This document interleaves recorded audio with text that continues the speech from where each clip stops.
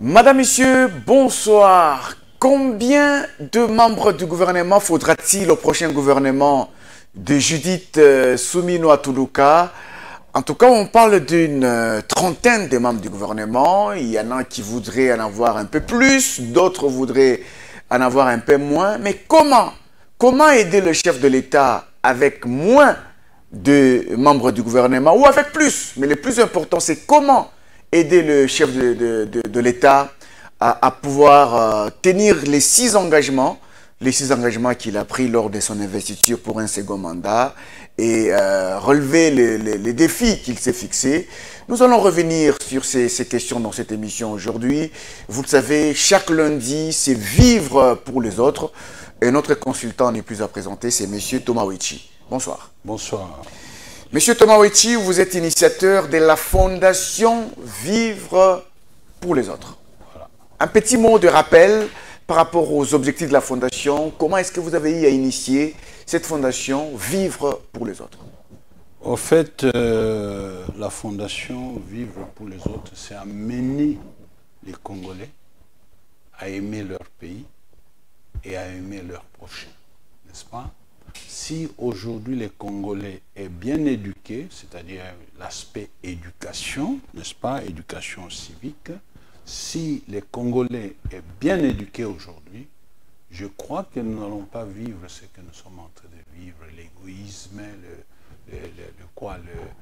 la corruption, les détournements incroyables, tout ça. Donc il n'y aurait pas toutes ces choses-là parce que on verrait l'intérêt de l'autre, l'intérêt national, plutôt que l'intérêt chose. Donc la Fondation Vivre pour les autres poursuit des objectifs qui sont vraiment du niveau spirituel, donc éducation, intercession et évangélisation, n'est-ce pas?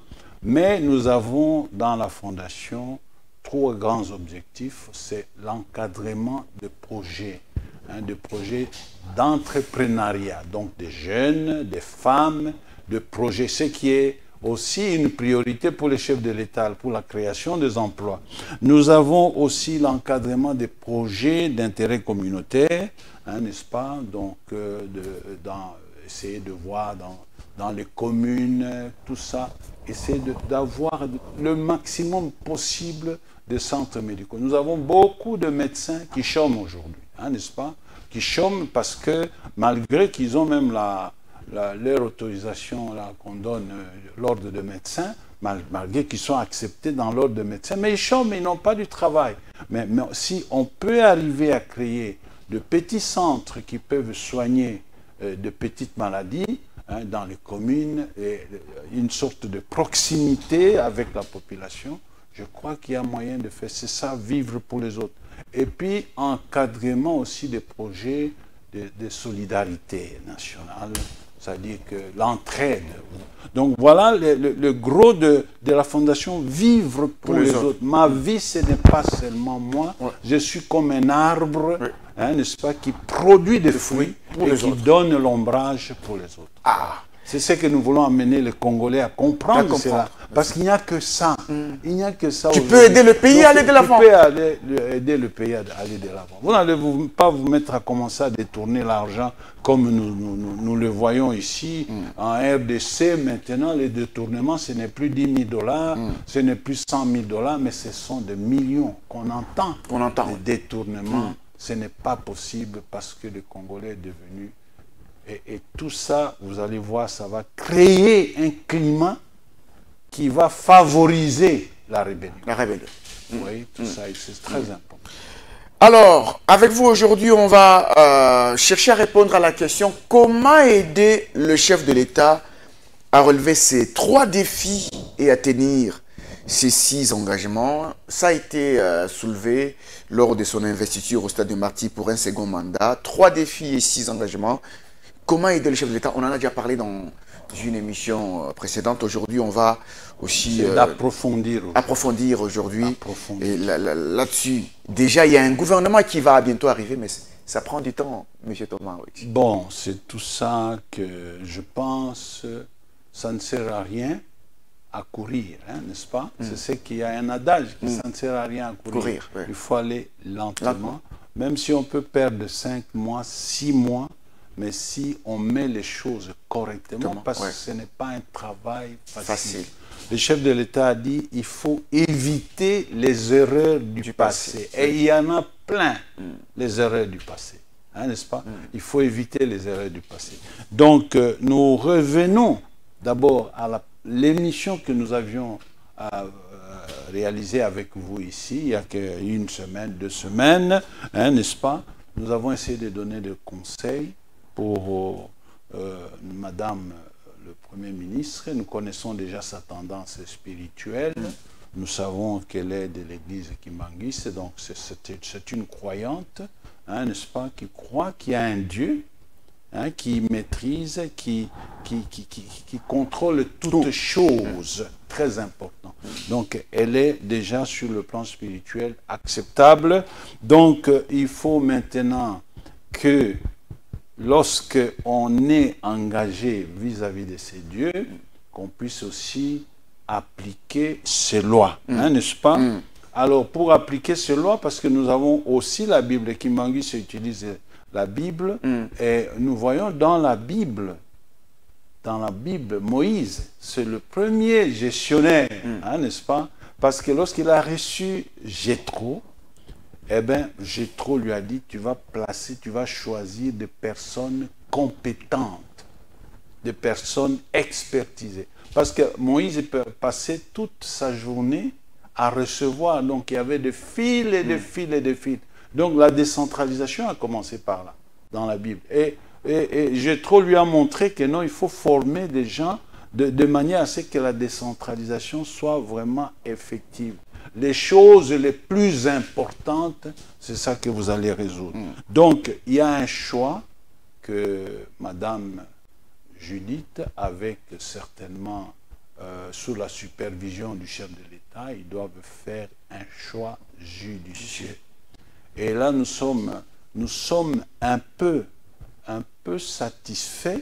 Un peu satisfaits si les rumeurs que nous recevons, parce que les réseaux sociaux, parfois, ils sont vrais. Si les rumeurs, parce que nous avons vu Vital Kamerhe confirmer ça, que le gouvernement ne sera pas éléphantesque. Hein, n'est-ce pas? Le gouvernement ne sera pas éléphantesque. Nous avons lu quelque part que Noël Tchane avait proposé 22 ministres ou 25 ministres. Ici, il y en a qui ont proposé, je ne sais pas, 26 ministres qui représentent les 26 provinces. Là, ça va déjà nous sortir de cette histoire de partage du gâteau, hein, n'est-ce pas, au profit de la représentation gouvernementale. Il y a quand même une vidéo qui est devenue pratiquement virale sur les réseaux sociaux. C'est une vidéo de Vital Kamerhe, ministre de l'économie sortant, qui explique les réalités congolaises, la grandeur du pays, son espace géographique, le nombre de ses tribus. Il dit, lorsqu'on comparait la RDC au Sénégal, il dit non, la RDC n'est pas comme le Sénégal. Vous savez, il faut un gouvernement qui reflète la grandeur du pays, sa population. Ça m'étonne. Lorsque le gouvernement de Patrice Lumumba avait combien de ministres? Moins de 30, hein, n'est-ce pas? Mobutu, est-ce que nous sommes arrivés avec Mobutu à 60 ministres dans le gouvernement? Non. Je crois qu'il y a un problème d'honnêteté intellectuelle, je pense, hein, n'est-ce pas? Nous avons aujourd'hui le Nigeria. Il est grand aussi, pas comme la RDC. Mais il y a combien de ministres au niveau du gouvernement central? Nous avons la Chine. Il y a quelqu'un qui a rétorqué que la Chine, 9 millions de kilomètres carrés, ça fait dire 4 fois la RDC, avec une population de plus d'1,5 milliard, n'est-ce pas? Mais la Chine n'a que 35 ministres, hein, n'est-ce pas? Parce que la Chine est décentralisée, la Chine est fédérée. Hein, vous voyez l'avantage du fédéralisme. Nous avons des ministres provinciaux. Est-ce qu'on a besoin d'avoir la même structure et 2 fois... Que fait le ministre de Transport? de Kinshasa, du gouvernement de Kinshasa, par exemple. Par rapport au ministre des Transports National. de National. Vous voyez? Donc, bon, nous sommes aujourd'hui décentralisés. Dans cette émission, nous avons dit que la meilleure gestion de la RDC, c'est le fédéralisme. Hein, n'est-ce pas? Nous pouvons déjà commencer. Je crois que même moins de... C'est parce que nous avons 26 provinces que nous appuyons que chaque province ait la représentation nationale au profit de le partage équitable du gâteau. Hein, n'est-ce pas? Où chaque chef de parti, il vient, il dit, j'ai autant de députés, je dois autant de ministres. Et je vais avoir tel ministère, tel ministère, tel ministre. Mais ici, on doit laisser, n'est-ce pas, la liberté au chef de l'État de travailler avec des gens que lui-même choisit, qui peuvent être même des experts, hein, n'est-ce pas, qui peuvent ne pas être. Aujourd'hui, Mme Toulouka, qui est la première ministre aujourd'hui, elle n'est pas députée nationale. Vous voyez, elle n'est pas députée nationale. Elle n'a aucun siège, mais elle est première ministre. Hein, justement. Donc, je crois que le pays peut fonctionner avec un minimum, parce que certainement, il y a parmi l'expertise dont elle aura besoin, il y aura parmi, dans cette expertise, il y aura quand même des élus du peuple. Donc, mais un minimum possible, parce que le gouvernement doit être contrôlé par le Parlement. Et si nous avons le maximum de parlementaires au gouvernement, alors ça pose des problèmes. Parce que ce sont leurs suppléants qui vont... Donc c'est un aspect où nous insistons, nous en tant que personnalité civile et puis en même temps dans un parti politique, un aspect où nous insistons.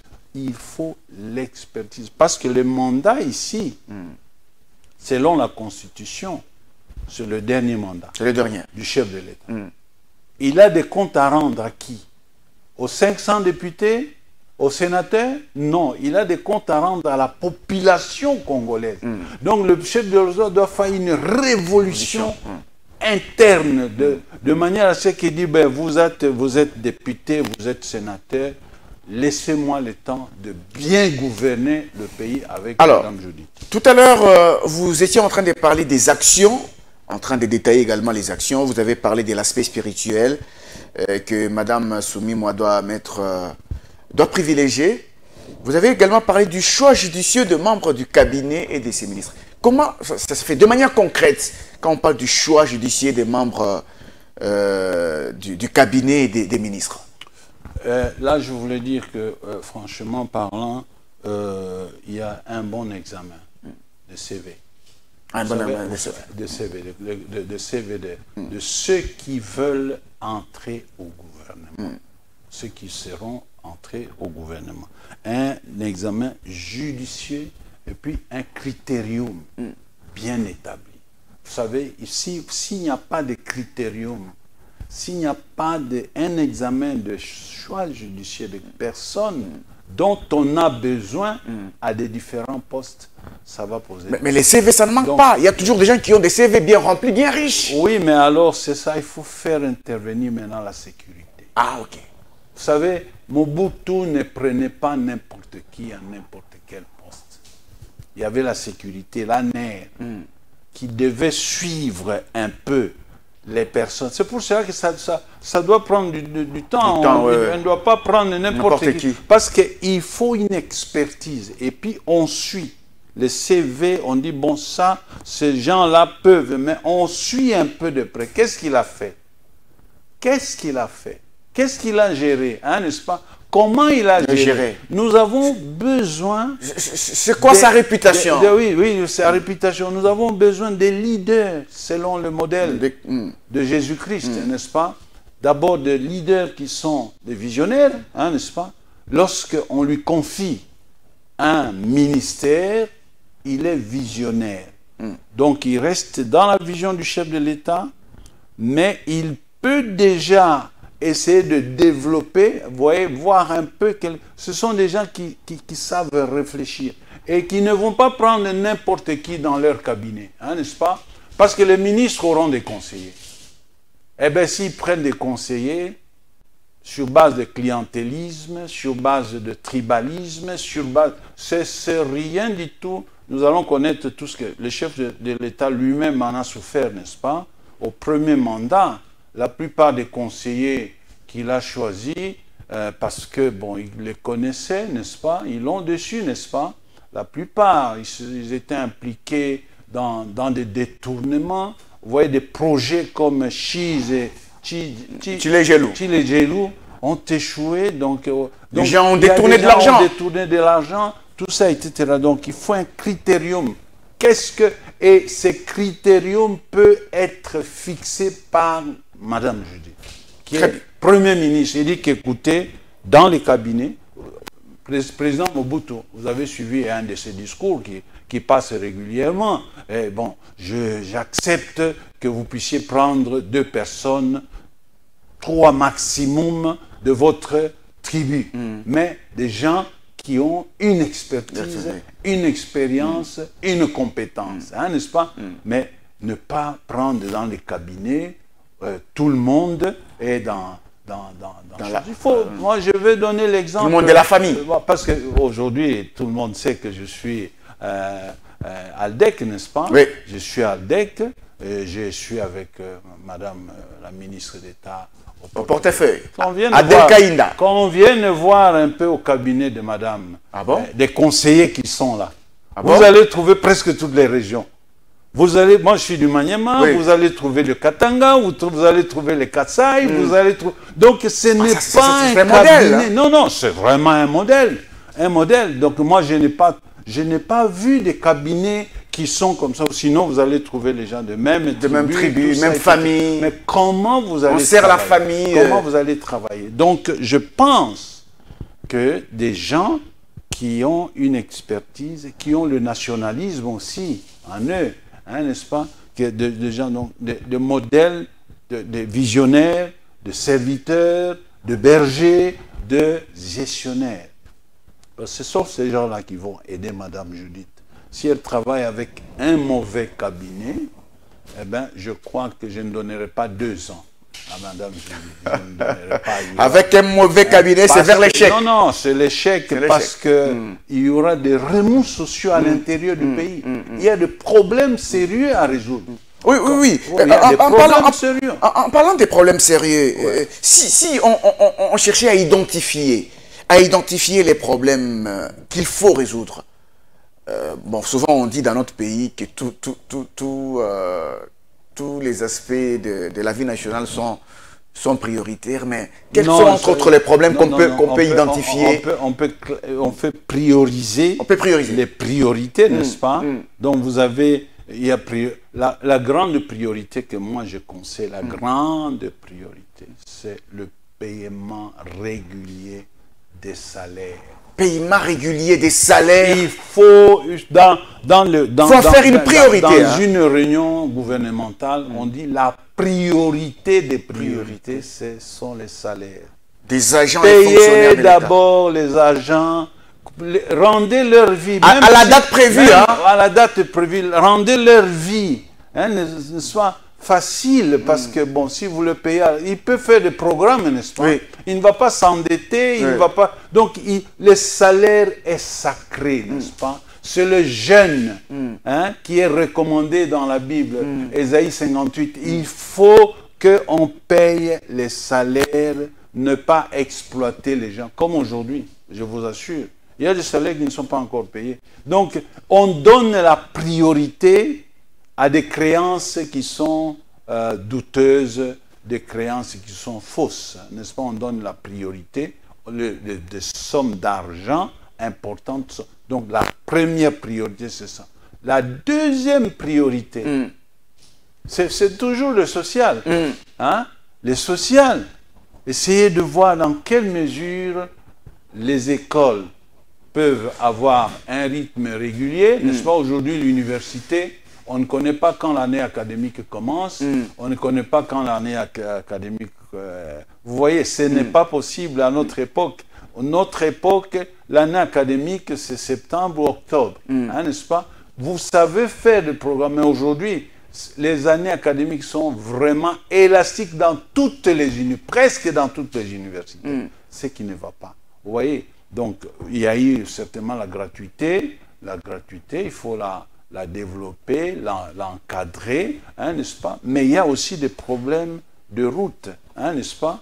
Il y a trop d'embouteillages. Trop d'embouteillages dans la ville de Kinshasa. Il faut chercher à résoudre. Lorsque Mme Judith est là, donc, rien avec le ministre des Transports peut ne pas exister. Ce ministère peut être fusionné avec un autre ministère et puis donner des orientations au ministre des Transports de la ville de Kinshasa, comment essayer d'éviter, même si les routes, il y a des problèmes de routes, c'est vrai, mais il y a beaucoup de trous dans les routes, ce qui fait que ça aggrave encore le problème, tout ça, etc. Regardez un peu, ça fait 4 mois qu'Ngouma, qui est fréquenté par des autorités. Hein? Des autorités. Donc, vous voyez, depuis Maman Mobutu, Ipene, tout ça, tous ces gens empruntent cette route-là. Regardez comment la route est arrivée aujourd'hui. On a fait les choses et on a abandonné. Est-ce qu'on a... Ça, ce sont les erreurs qu'on doit éviter. Pourquoi? Le président de la République doit tonner, la première ministre doit tonner. Pourquoi vous avez donné? Il fallait laisser au moins la route telle qu'elle était. Oh, les gens de Montfleury ne peuvent pas... Un défaut de financement, peut-être. Il fallait peut-être calculer avant la dépense. Planifier. Jésus a dit avant de commencer une construction, il faut calculer. Il faut vous voir si vous allez l'achever. Il ne faut pas laisser les choses inachevées comme ça. Cabine aujourd'hui est impraticable. Kabambar est impraticable. Ce sont des routes secondaires qui peuvent faciliter le désengorgement de la ville. Donc il y a des problèmes locaux qui créent le mécontentement à l'intérieur. Or que Mme Judith et le président ont besoin d'unir les Congolais. Il faut réduire le mécontentement interne. Il faut réduire le mécontentement interne parce que l'union fait la force. Parce qu'on a besoin de toutes les énergies spirituelles, psychiques, sur tous les plans pour vaincre la guerre. Plus il y a de mécontentement interne, plus la population se divise et on devient faible. On devient faible, n'est-ce pas? On devient faible. Donc c'est un défi. Les défis sont là. Donc Judith, le président de la République, la Première ministre, devrait se battre à chercher les vraies causes des mécontentements internes. Mécontentements internes. Donc vous voyez, tout ça, ce sont des problèmes qu'il faut chercher. En parlant des embouteillages, M. Thomas Oechi, autrefois vous parliez de l'indiscipline des conducteurs. Les embouteillages ont d'abord des causes qu'on connaît, l'indiscipline des conducteurs, mais il y a aussi les désordres qui viennent des agents même de l'ordre. Ça, c'est pour cela qu'il faut résoudre. Vous voyez, le ministre de l'Intérieur, hein, n'est-ce pas? Parce qu'il y a un ministre de l'Intérieur provincial, il y a un ministre de l'Intérieur national. Le ministre de l'Intérieur national, c'est régalien, n'est-ce pas? C'est lui qui doit gérer tous les ministères de l'Intérieur des provinces, hein, donner des injonctions et des orientations, hein, n'est-ce pas? Vous voyez, lorsque les agents de l'ordre ils deviennent des agents de désordre, ça c'est... Aujourd'hui, vous savez, lorsqu'il y a des embouteillages, lorsque les Moura sont là, il n'y a pas d'embouteillage. On sait qu'on va rouler normalement. Mais ça, c'est la police, hein, n'est-ce pas? C'est le travail de la police. C'est le travail de la police. Mais si la police est là, il y a un embouteillage. Si les Moura sont là, pas d'embouteillage. Il y a un problème aussi, il y a des conducteurs qui n'ont pas de permis de conduire. Ah, ok. Bon, nous avons les anciens permis qui sont périmés. Mais après, il y a des gens qui sont rentrés dans la conduite sans permis de conduire.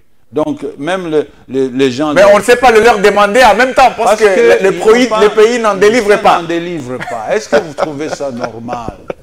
Il y a toujours des choses qu'il faut... C'est pour cela qu'il faut un gouvernement de salut public, un gouvernement de vrais warriors, comme on dit, des vrais warriors. Hein, donc il ne faut pas donner des noms seulement comme ça, mais c'est un gouvernement qui va faire... Mais tout ça, M. Thomas Oechi, tout ça nécessite des moyens financiers. Il faut de l'argent pour arriver à asseoir des projets, à les concrétiser. Les moyens, il y en a, il faut les encadrer. Nous avons parlé de l'encadrement de finances à l'intérieur du pays. Identifier les sources externes et internes de financement. Je donne seulement un exemple que j'ai donné la fois passée. Aujourd'hui, la DGDA, il a le système unique, hein, donc qu'on appelle Sidonia. Dans ce système-là, la DGDA, par exemple, lorsqu'elle doit percevoir 10 000 $ pour un dédouanement, les 10 000 $ partent chez FPI, partent chez OGEFREM, chez SONAS, chez FONER, et puis il n'y a que 500 $ qui entrent dans le trésor public. Vous vous rendez compte? Seulement et 500 ces organisations, ces agences-là, qu'est-ce qu'ils font avec l'argent? Oui, donc Foner a de millions de $. Qu'est-ce que Foner fait avec cet argent pour arranger les routes qui sont abîmées ici? Non, c'est un problème parce que, vous voyez, ce qui va rentrer dans le trésor public, c'est ça qu'on va compter dans le produit national brut. Vous savez, parce que les autres là, bon, les impôts aussi qu'on perçoit, mais on ne va pas les compter. Tout cet argent-là, ça va où? Dans les poches des individus. Hein, n'est-ce pas? Donc il y a des problèmes de gestion de finances. Lorsqu'on donne un marché, ça c'est une information qui est virale dans les réseaux sociaux, le marché de quoi? Des forages. Des forages, hein, n'est-ce pas? Et de lampes, je ne sais pas quelle lampe là-bas, vous voyez, de marchés comme ça qui sont faits de gré à gré, avec des montants impossibles. Un forage pour un privé, si moi je vais aller faire un forage privé, en tout cas ça va me coûter pas plus de 5 000 $. Mais si j'engage une entreprise, ça peut aller dans les 20 000 $. Si c'est une entreprise qui va le faire. On a dit que ce forage-là, il est différent de ce que les autres font. On dit que c'est toute une station de traitement d'eau. Allez. Mais c'est pour cela qu'il y a l'encadrement, il faut... Nous avons proposé qu'il y ait un comité de suivi. Ah, des comités de suivi. Un comité de suivi. Pour la gestion des finances. Oui, dans la gestion des finances. Composé de l'IGF, de la Cour des comptes, des organisations de la société civile qui sont dans ces domaines. Il y a 2 qui sont là-bas. Il y a le COCO et puis avec mon ami Mouteba, le professeur L'OGEDEP. L'OGEDEP. Non, pas l'OGEDEP. L'OGEDEP, ça c'est une... loger quelque chose comme ça. Vous voyez, quelque chose là. Vous voyez, on met ces gens ensemble. Mais je veux proposer, nous voulons proposer que l'IGF ne doit pas avoir un inspecteur qui est permanent. Il faut qu'on change régulièrement pour qu'on puisse avoir des bons résultats. Ah, ok, oui, parce qu'en maintenant une seule personne pendant plusieurs années, il a déjà des racines et des... Vous savez qu'il est critiquable, on les critique aussi. Oui, actuellement on les critique d'ailleurs. L'IGF est critiqué aujourd'hui. Hein. Mais si, il y a quand même un corps des inspecteurs qui est là. Mais si on les change, dans beaucoup de systèmes comme ça, dans certaines banques, vous voyez, on change les gens pour qu'ils n'aient pas les mêmes habitudes. Vous savez, lorsqu'on change, le changement parfois ce sont les avantages. Parce que celui qui était là, il va avoir peur de laisser des mauvaises traces à celui qui va venir. Donc, si on leur donne une année, vous allez voir que il y aura des résultats, les recettes de l'État vont augmenter. Ah, ok. Mais une année à l'IGF. Oui. une année. C'est une proposition, on peut aller à 2 ans. Oui, mais au moins qu'il y ait quand même une certaine alternance. Une rotation. On ne peut pas laisser une seule personne rester parce qu'il a certainement aussi acquis certaines mauvaises habitudes. On ne va pas dire qu'il est 100% sain, hein, n'est-ce pas? Donc, ce sont des choses comme ça, si le mandat... Parce que le chef de l'État, s'il réussit ses mandats, moi, je crois que c'est le peuple qui va le réclamer. Hein, n'est-ce pas? Ah, c'est le peuple qui va le réclamer. Qui va dire... S'il réussit son mandat. C'est le peuple qui va dire, Monsieur le Président, quel que soit ce que dit la Constitution, restez au pouvoir. Il faut nécessairement qu'il prenne des mesures impopulaires. Ah, des mesures impopulaires. Surtout vis-à-vis des caciques. Vous voyez?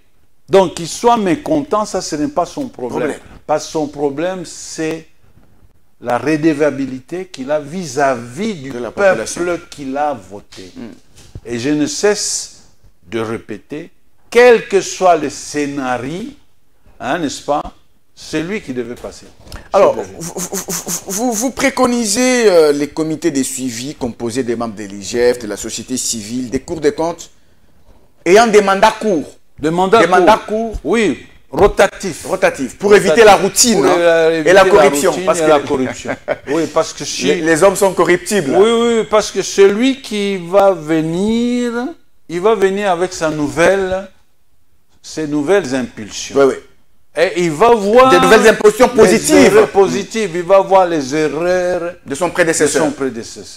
Et vous voyez, ça va s'améliorer. Mais lorsqu'on laisse les gens, les mêmes personnes, donc c'est la routine, et puis ils versent aussi dans les erreurs du passé que le chef de l'État veut éviter. Nous aimons ce pays nous appartient à nous tous. Et nous sommes là. Il y a la société civile qui fait de très bonnes propositions.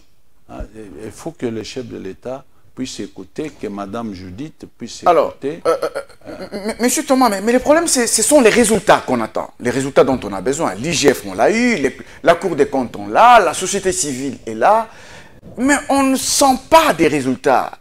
Bien entendu, on ne sent même pas la sanction. Oui, c'est ça le problème. Ce sont les erreurs du passé, hein, n'est-ce pas? Maintenant, il y a un dossier qui est là, le dossier des forages. Ah oui. Les dossiers de lampadaires. On a dit que les ministres qui sont là pour liquider les affaires courantes. Mais comment ils peuvent s'engager encore dans des choses pareilles, hein, n'est-ce pas? Ça, c'est... Apparemment, c'est une affaire courante qui date de 2021, du gouvernement Ilunkamba, selon les informations. Donc, il faut voir, il faut essayer de suivre ça de près pour qu'on puisse vraiment trouver... Donc, pour aider le président de la République à relever les 3 défis et tenir ces 6 engagements, il faudrait combattre la corruption et la gabegie financière. Ouais. Ça, c'est aussi costaud. C'est une maladie. C'est une maladie. C'est une maladie qui est, qui est répandue. C'est pour cela que nous insistons sur la moralité. Ah oui, moralité. La probité morale. La probité morale, l'expertise et l'expérience de ceux qui doivent... Elle-même, Mme Judith, elle a un bon background, n'est-ce pas?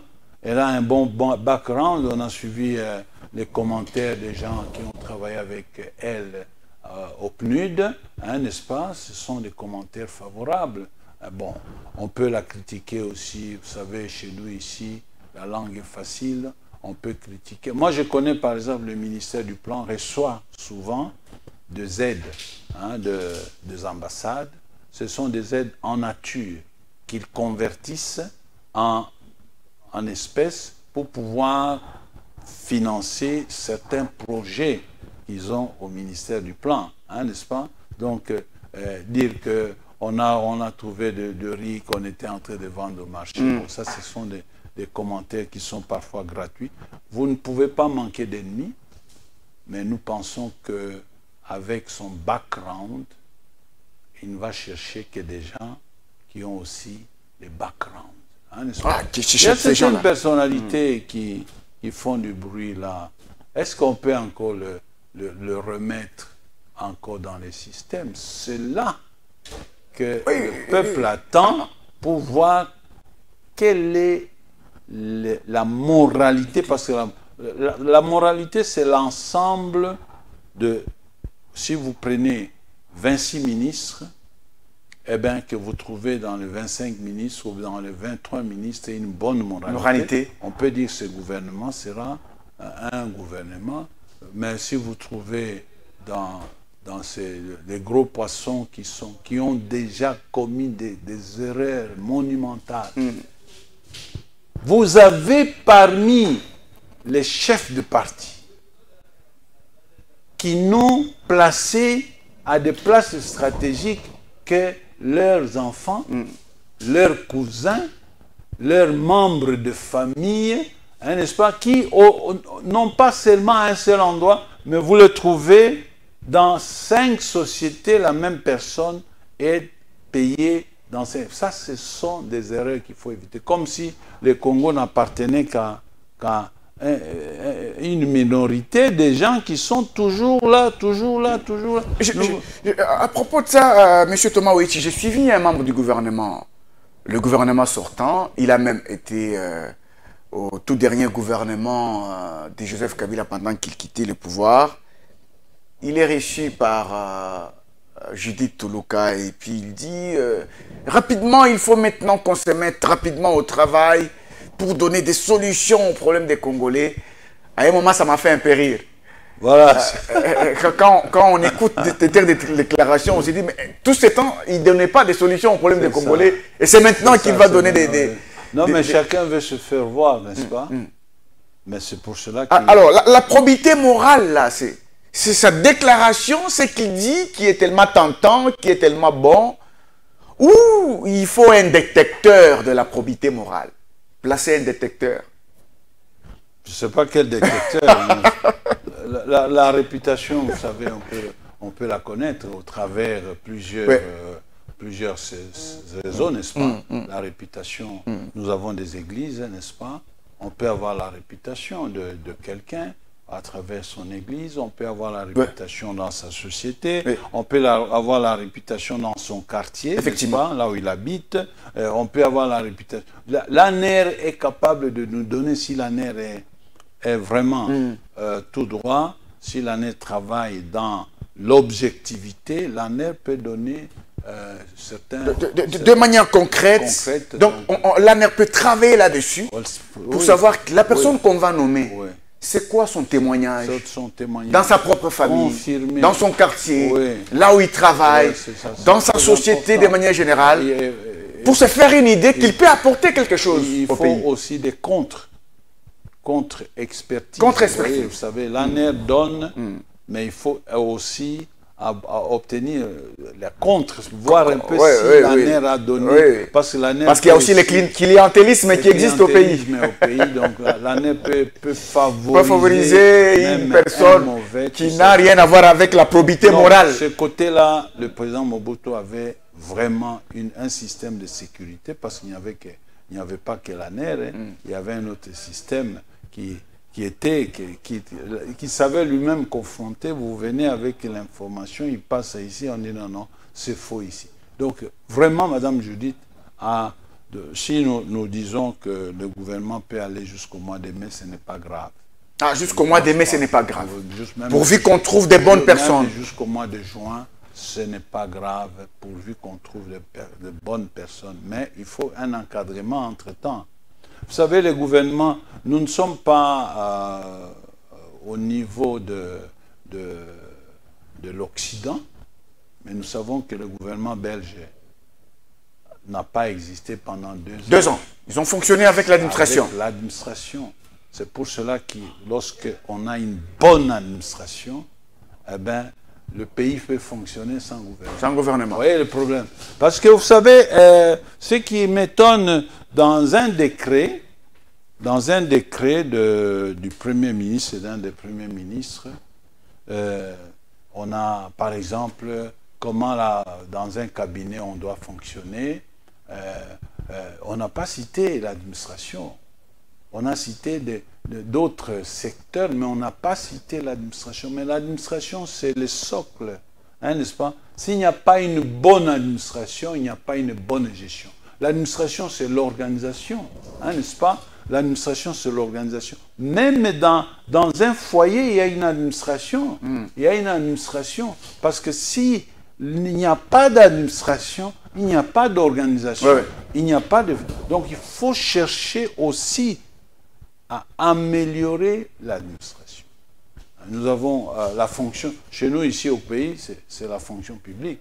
L'administration, ce sont les secrétaires généraux, hein, n'est-ce pas? Les secrétaires généraux peuvent gérer le pays s'ils sont bien rodés et s'ils sont bien... Parce qu'ils connaissent mieux le fonctionnement de chaque secteur. Le secrétaire général au transport, il connaît beaucoup de choses que le ministre ne connaît pas. Le secrétaire général à je veux dire, le ministère de l'Intérieur, le secrétaire, il connaît beaucoup de choses que le ministre. D'ailleurs, les ministres recourent toujours aux secrétaires nationaux, hein, les secrétaires généraux, pour mieux gérer leur ministère. Mais maintenant que nous avons une panoplie de secrétariats généraux, il faut songer, parce que si aujourd'hui on réduit le nombre de ministres, donc il y aura quand même un travail à faire pour que les secrétaires généraux puissent lorsque vous observez tous ces chefs des partis qui ont défilé auprès de la première ministre, lorsque vous les observez, est-ce que vous estimez que ils ont compris le besoin du pays actuellement dans leurs déclarations, ou vous estimez qu'ils se proposent eux-mêmes, ils font du pays un gâteau? Mais c'est ce que nous disons, non? Avec le système, si on introduit, par exemple, aujourd'hui, on veut travailler avec des représentations nationales. On dit chaque province, un ministre. Chaque province, un ministre. Vous voyez, ils sont coincés, n'est-ce pas? Ils sont coincés. Automatiquement, on laisse le champ libre. Hein? On laisse au président de la République le champ libre. Comment on dit? Il y a un terme qu'on utilise. On lui laisse Son pouvoir discrétionnaire. Le pouvoir discrétionnaire de choisir des hommes qu'il faut. Chaque province va proposer, parce que dans chaque province, il y a des partis politiques. Oui. Mais ce n'est plus les partis politiques qui vont proposer le ministre, mais ce sont les provinces qui vont proposer le ministre. Donc vous voyez qu'on va casser cette histoire de partage équitable du gâteau. On a appris que la première ministre a demandé, a exigé que l'on lui propose 3 noms pour chaque poste à pourvoir. 3 noms. Et ça aurait agacé les chefs des partis politiques. Parce qu'on se rappelle du fameux Kasongo Ilunga. C'était un ministre fantôme de l'époque Gizenga en 2007. C'était Honorius Kisimbangoy qui avait proposé 3 noms, dont celui du fameux Kasongo Ilunga et Gizenga, qui n'existait pas. Et Gizenga avait choisi celui-là. C'est pour cela que je suis content de faire l'émission avec vous, parce que vous êtes en train d'animer. Nous avons le même. Donc c'est notre émission. Je ne passe pas une émission avec un journaliste, mais je passe une émission. Nous sommes en train de parler de choses qui se disent tout bas. Hein, nous sommes en train de les élever ici. Donc c'est pour cela que nous disons il faut un critérium qui partira de la primature, certainement sous la supervision du chef de l'État. Qui doit être ministre? Quels sont les critères qu'on doit choisir? Ça doit partir. Qui doivent travailler dans les cabinets ministériels? Très important, hein, n'est-ce pas? Parce que, bon, on peut choisir les ministres, mais si dans les cabinets on fait du n'importe quoi, il y aura des problèmes, hein, n'est-ce pas? Il faut maintenant la culture des résultats. Ah, la culture des résultats. On vous donne un ministère, eh bien, vous avez à donner les résultats, hein, n'est-ce pas? Lors d'un premier conseil de ministres, on dit, bon, voilà, nous sommes... Moi, j'insiste encore. La première action que Mme Judith devra faire, c'est organiser un séminaire. Organiser un séminaire. Des membres du gouvernement qui va choisir. Ce séminaire peut être même d'une semaine, même de 3 jours, mais qu'ils puissent être tous dans le même diapason, n'est-ce pas? Qu'ils puissent avoir... Pour donner les orientations. Les orientations. Organiser quel est le rôle d'un ministre. Quel est son rôle? Quel est son travail? Le ministre ne doit pas être là juste pour connaître, écouter quels sont les moyens que nous pouvons essayer de tirer pour mettre dans nos poches. Non, le ministre doit chercher à connaître les problèmes qui se posent dans son secteur et apporter la solution dans les temps bien indiqués. Par exemple, ministre des Transports, quels sont vos problèmes, hein, n'est-ce pas, qui vont impacter la population? Première décision, permis de conduire. On doit sortir le permis de conduire et les donner, le vendre, hein, n'est-ce pas? Ça va donner autant de recettes. Deuxième solution, Foner, quels sont les moyens que vous dégagez pour commencer à attaquer les grandes routes qui créent des embouteillages dans la ville de Kinshasa, les routes secondaires, hein, n'est-ce pas? Quels sont les problèmes qu'il faut régler pour les avions? Vous voyez? Donc, quels sont les... Donc, je m'intéresse surtout à ce ministère-là parce que c'est un ministère qui pose des problèmes ici, hein, dans notre pays. Hein. Ce n'est pas aujourd'hui, mais c'est depuis longtemps. Hein. Depuis longtemps. Les embouteillages, ils sont là depuis longtemps. Les problèmes de permis de conduire, ça fait plus de 5 ans, hein, n'est-ce pas? Donc, ce n'est pas résolu. Il y a combien de ministres qui sont passés au ministère des Transports qui n'ont pas résolu? Pourquoi on n'a pas résolu ce problème? Donc, il faut s'attaquer aux priorités. Le ministre de l'Enseignement. Pourquoi les années académiques sont devenues élastiques, hein, n'est-ce pas? Donc, il peut réunir tous les chefs d'établissement pour leur imposer d'écouter l'année académique. Donc, chaque ministre a une responsabilité. Le ministre de la Santé, le ministre de l'Intérieur, hein, n'est-ce pas? Quel est le problème que le ministère de l'Intérieur doit résoudre, surtout avec sa police, hein, n'est-ce pas? Donc, ce sont des choses, donc un séminaire où chacun va parler de problèmes qu'il identifie déjà dans son secteur et qu'il apporte des solutions dans le temps. Nous avons fini pour aujourd'hui, à moins qu'il y ait un mot de la fin. Le mot que vous pouvez adresser aux prochains membres du gouvernement, vivre pour les autres, c'est quelque chose que vous amenez à la place publique pour pousser tous ceux qui ont une parcelle de responsabilité à travailler. Les mots que je vais leur adresser, c'est que vous n'êtes pas venus dans ce monde pour rien. Et quand on vous donne une responsabilité, eh bien c'est pour résoudre les problèmes de votre secteur.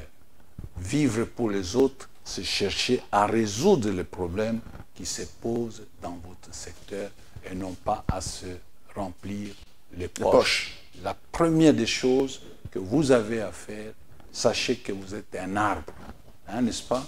Le psaume chapitre 1. Vous êtes un arbre planté au bord d'un courant d'eau et qui porte ce fruit en sa saison. Vous êtes là pour porter des fruits, pour relever les défis que le chef de l'État s'est fixé, les 3 défis, et pour aussi résoudre le problème de 6 engagements qu'il a pris. Le chef de l'État sera heureux, hein, n'est-ce pas, si dans 2 ans, il voit que nous avons parcouru au moins la moitié de ce que nous devrions faire. Même si nous arrivons à 5 ans, s'il peut accomplir déjà 60%, 70%, je pense que c'est possible que dans un pays comme celui-ci, on puisse se dire, écoutez, le premier mandat était problématique. Le deuxième mandat, il n'y a plus de guerre. Il n'y aura plus de guerre à ce moment-là, parce qu'on aura déjà résolu les problèmes à l'intérieur. L'intérieur du pays, c'est là qu'il y a des problèmes. Si la guerre est là, c'est parce qu'à l'intérieur, il y a encore des désordres. Donc, votre défi, ministre, que vous serez là, soyez heureux d'être choisi pour apporter des solutions au peuple congolais. Merci, Monsieur Thomas Ouechi. Nous rappelons que vous êtes initiateur ou visionnaire de la Fondation Vivre pour les autres. Merci d'avoir été encore une fois de plus sur ce plateau. Merci beaucoup, Ambroise. Merci. Mesdames et messieurs, c'est par là que nous avons fini cette émission. Vous avez retenu ce qu'il faut faire pour aider le président de la République à pouvoir relever les 3 défis qu'il s'est fixés et tenir les 6 engagements qu'il a relevés lors de son investiture pour un second mandat au Stade de Martyrs. Merci à vous d'avoir suivi cette émission. On vous retrouve prochainement pour un autre numéro. Au revoir. Merci.